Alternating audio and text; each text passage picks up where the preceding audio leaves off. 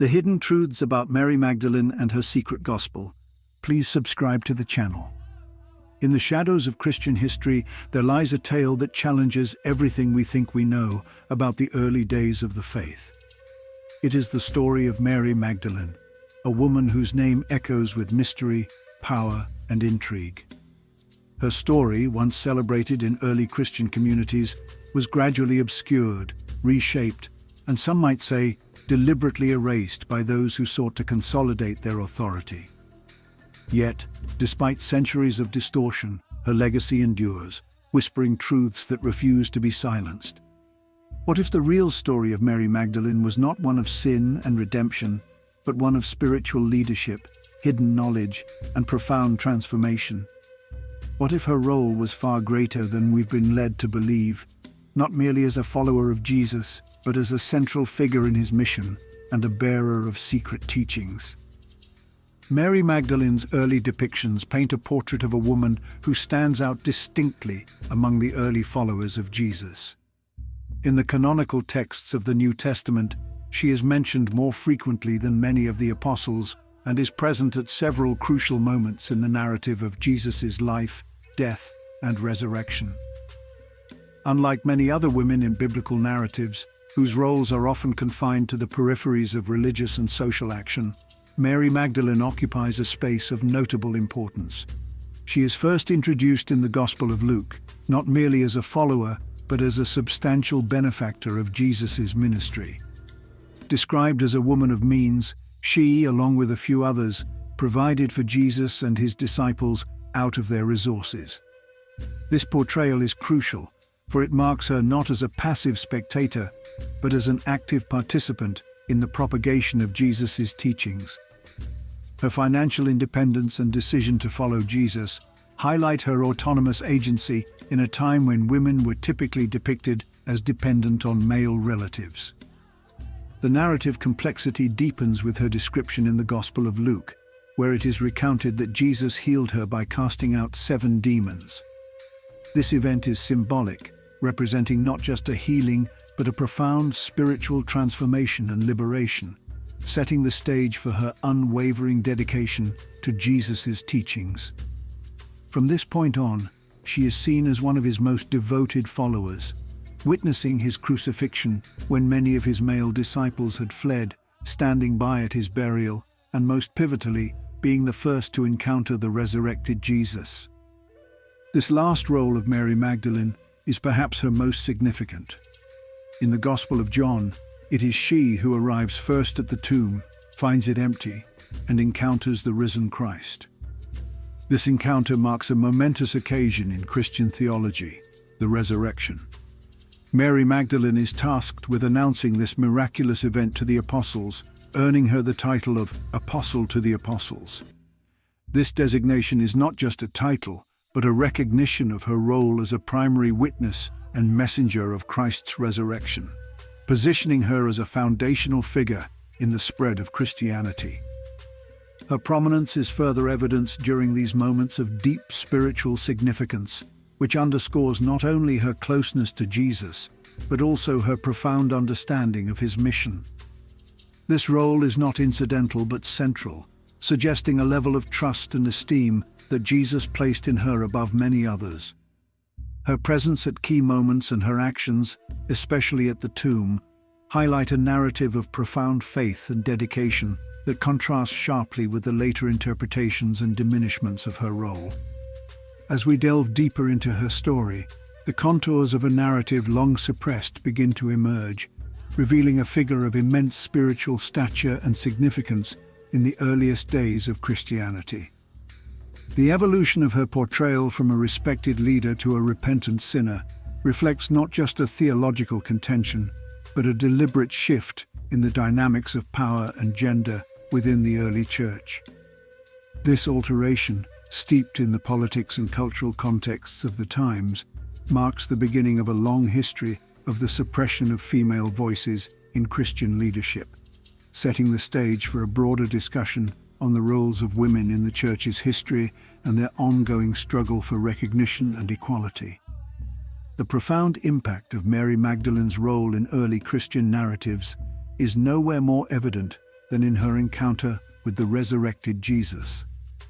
This moment, captured poignantly in the Gospel of John, places her at the tomb of Christ, arriving before dawn, only to find the stone rolled away and the tomb empty. Distraught, she remains outside the tomb weeping, until she turns and sees someone she initially mistakes for the gardener. When he speaks her name, Mary, she recognizes him as Jesus. This recognition scene is pivotal. Not only does it highlight Mary Magdalene's faithfulness and devotion, but it also positions her as the first witness to the resurrection, a cornerstone of Christian faith. Her encounter with the risen Christ is significant for several reasons. First, it underscores her role as a primary witness to the most crucial event in Christianity, the resurrection. This encounter also elevates her status within the early Christian communities as the first to affirm Jesus' triumph over death, tasked with proclaiming this truth to the apostles. Traditionally, this role of proclaiming important news was reserved for those with authority and credibility. By entrusting Mary Magdalene with this task, the narrative implicitly acknowledges her importance and reliability, a stark contrast to later interpretations of her character. However, despite her evident importance in the foundational moments of Christianity, Mary Magdalene's portrayal undergoes a dramatic transformation in later Christian traditions. By the 6th century, a significant shift occurred when Pope Gregory I delivered a sermon that conflated her with other women in the Bible, including the unnamed sinful woman who anointed Jesus' feet. This conflation had lasting implications, as it reshaped her identity from a devoted follower and leader to a repentant prostitute. This recharacterization served multiple purposes within the socio-religious context of the time. The misrepresentation of Mary Magdalene as a sinner who repents and is redeemed by Jesus reinforces a narrative that aligns with patriarchal values, emphasizing themes of sin, repentance, and redemption that were central to the Church's teachings. It also subtly undercuts the authority and autonomy of women by portraying one of the most prominent female figures in Christianity as needing forgiveness and salvation from a male figure, Jesus. This narrative was easier to reconcile with the emerging Church's structure, which increasingly marginalized women's roles and solidified a male-dominated hierarchy. The distortion of Mary Magdalene's story reflects broader dynamics within the early Church, as it transitioned from a movement based on the radical teachings of Jesus to a structured religious institution. As Christianity gained official status within the Roman Empire and began to solidify its doctrines and organizational structures, maintaining a clear and authoritative hierarchy became crucial. The inclusion of women in leadership roles, as exemplified by Mary Magdalene, posed a challenge to this emerging hierarchical order. By recasting her as a repentant prostitute, the Church could reinforce its patriarchal structure while diluting the radical elements of its origins that advocated for a more inclusive and egalitarian community. This rewriting of Mary Magdalene's role was also accompanied by the broader suppression of texts and teachings that did not conform to the established orthodoxy.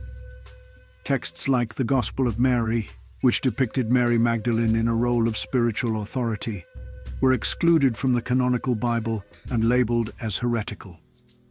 This exclusion wasn't merely about doctrinal disagreements. It was a deliberate move to control the theological narrative and centralize authority within the Church. These texts often presented views that emphasized personal spiritual experience and knowledge over institutional authority and dogma, views that could undermine the Church's control over Christian spirituality. In this context, the suppression of Mary Magdalene's true role and the exclusion of alternative Christian texts were part of a broader strategy to consolidate power within the Church, ensuring that spiritual authority remained firmly in male hands. By controlling which narratives were included in the biblical canon and which were excluded, the early Church leaders could shape the development of Christian doctrine and practice in ways that supported their own authority and power. This strategic manipulation of religious narratives and characters underscores the complex interplay between theology, power, and gender in the history of Christianity. The rediscovery of alternative Christian texts in the late 19th and 20th centuries, including the Gospel of Mary, dramatically expanded our understanding of Mary Magdalene's role in early Christianity. The Gospel of Mary, which was not included in the canonical New Testament, presents a strikingly different view of her as not just a follower, but a prominent spiritual leader and confidant of Jesus. In this text, Mary Magdalene is depicted as privy to esoteric knowledge and deeper teachings of Jesus, which were not shared widely with others.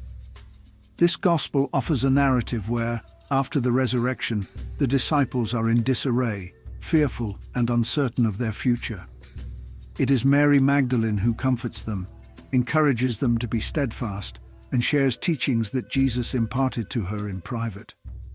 This includes discussions on the nature of sin, the soul's ascent, and visions of spiritual realms, teachings that are markedly different from those found in the canonical texts. Her prominence in these texts not only underscores her spiritual depth, but also illustrates her role as a theological bridge between the earthly ministry of Jesus and the continuing mission of his followers. The portrayal of Mary Magdalene in these texts is not without controversy. In the Gospel of Mary, as she shares these deeper teachings, she faces skepticism and even outright hostility from some of the male disciples, notably Peter. This skepticism likely reflects broader tensions within early Christian communities about the role of visionary experiences and the place of women in leadership roles. Peter's challenge to Mary Magdalene's teachings and his questioning of her authority to speak as she does underscores a gendered struggle for influence and authority within the nascent church. This tension between Mary Magdalene and Peter could be interpreted as symbolic of the broader conflict between a more traditional, hierarchical model of religious authority and a more inclusive, charismatic, and spiritual model that she represents. The teachings Mary Magdalene is said to impart in these Gnostic texts emphasize an introspective path to salvation, focusing on personal enlightenment and the direct experience of the divine. This approach is in stark contrast to the more institutional and sacramental approach that would come to characterize mainstream Christianity. The focus on inner knowledge, gnosis, and the transformative power of direct personal revelation challenges the emergent ecclesiastical structures that sought to mediate all religious experience through church authority and dogma. In the broader context of early Christian writings, the suppression of texts like the Gospel of Mary can be seen as part of a concerted effort to standardize Christian doctrine and practice. As the early church fathers worked to establish orthodoxy, they marginalized teachings and texts that emphasized mystical experiences and personal revelations, which were seen as threats to their authority. By promoting a uniform set of beliefs and practices, the Church could better control its followers and maintain a cohesive and unified institution. This standardization included the solidification of gender roles and the relegation of women to positions of lesser authority within the church hierarchy. This suppression of alternative narratives and the centralization of ecclesiastical power mirrored broader socio-political trends in the Roman Empire, where legal and institutional uniformity was prized as a means of maintaining control over a diverse and sprawling empire. The transformation of Christianity from a decentralized collection of local cults into a state religion under Constantine further accelerated this process, as the imperatives of imperial administration demanded a more regulated and uniform religious structure. The sidelining of texts that advocated for a personal and direct connection to the divine, such as those espoused by Mary Magdalene in non-canonical texts, was an integral part of this broader project of religious and political consolidation. The legacy of Mary Magdalene today, with the resurgence of interest in her true role, serves as a potent reminder of the diversity of thought and practice that existed in early Christianity. It challenges contemporary believers and scholars to reconsider the foundations of Christian teachings and the role that suppressed voices might have played in shaping or reshaping the contours of Christian faith. As such, Mary Magdalene's story is not just a historical curiosity, but a vibrant, living invitation to explore the depths of spirituality and the possibilities of a faith renewed by reclaiming voices long silenced. In recent years, there has been a significant resurgence of interest in Mary Magdalene, driven by a confluence of scholarly research, archaeological discoveries, and cultural phenomena. This renewed attention has focused on peeling back the layers of historical and theological interpretation that have obscured her true role within the early Christian community. Scholars and theologians have begun to challenge the traditional narratives, proposing that Mary Magdalene's role as a leader and a confidant of Jesus was far more significant than previously acknowledged in mainstream Christian teachings. This scholarly reassessment is part of a broader trend towards examining the roles of women in religious histories, reflecting a growing recognition of the impact of gender biases on historical record-keeping. The figure of Mary Magdalene has become emblematic of this re-examination, with her story serving as a case study in how women's roles have been diminished or misrepresented by later interpreters with specific theological and political agendas. The impact of popular culture in reshaping perceptions of Mary Magdalene cannot be overstated. Works like Dan Brown's The Da Vinci Code and other fictional narratives have played a significant role in popularizing alternative theories about her life, including the idea that she was not only a spiritual leader, but also Jesus' wife and the mother of his children. While these ideas remain speculative and controversial, they have spurred public interest and debate about the historical accuracy and interpretation of biblical texts. This cultural moment has provided an opportunity for a deeper exploration of the diverse roles women may have played in the formation of early Christian doctrines and communities. Moreover, this renewed interest in Mary Magdalene is part of a larger cultural shift towards personal spirituality and away from rigid institutional structures. Her story resonates particularly well with contemporary spiritual seekers who are more interested in personal experience and direct connection with the divine than in mediated, doctrinal approaches. Mary Magdalene's journey from a marginalized figure to a central protagonist in the quest for spiritual truth mirrors a broader societal movement towards embracing more inclusive and transformative approaches to faith. At the heart of Mary Magdalene's story is the powerful theme of the sacred feminine. This aspect of spirituality has been marginalized for centuries, but is now being reconsidered as essential for a more holistic spiritual practice that honors both masculine and feminine energies. Her teachings, especially as presented in non-canonical texts, emphasize the importance of inner transformation and the quest for personal understanding and enlightenment. This message challenges the traditional views of authority within the spiritual and religious realms, suggesting that insight and connection to the divine are accessible to all, irrespective of gender or ecclesiastical position.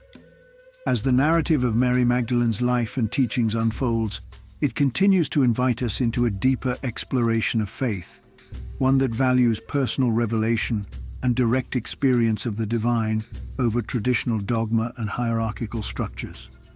Her story, once silenced and distorted, now offers a vibrant testament to the enduring power of personal faith and the possibility of rediscovering and reclaiming the transformative potential within each of us. The conclusion of this exploration into Mary Magdalene's life and legacy brings us to a reflection on the enduring mystery surrounding her. Her story, which has traversed the realms of suppression, mystery, and revelation, continues to challenge and inspire. It serves as a profound reminder of the complexity of historical narratives and the power of resilience and truth in the face of long-standing misrepresentations. Mary Magdalene's journey from a marginalized figure to a beacon of spiritual empowerment underscores the dynamic nature of historical interpretation and the potential for new understandings to emerge that can challenge and enrich traditional narratives. Her legacy, once buried under centuries of misconceptions, now stands as a testament to the transformative power of reclaiming one's story. It invites us to embrace the mysteries of faith, to honor the contributions of the marginalized, and to recognize the divine spark within each of us, calling us to a deeper and more inclusive understanding of our spiritual heritage.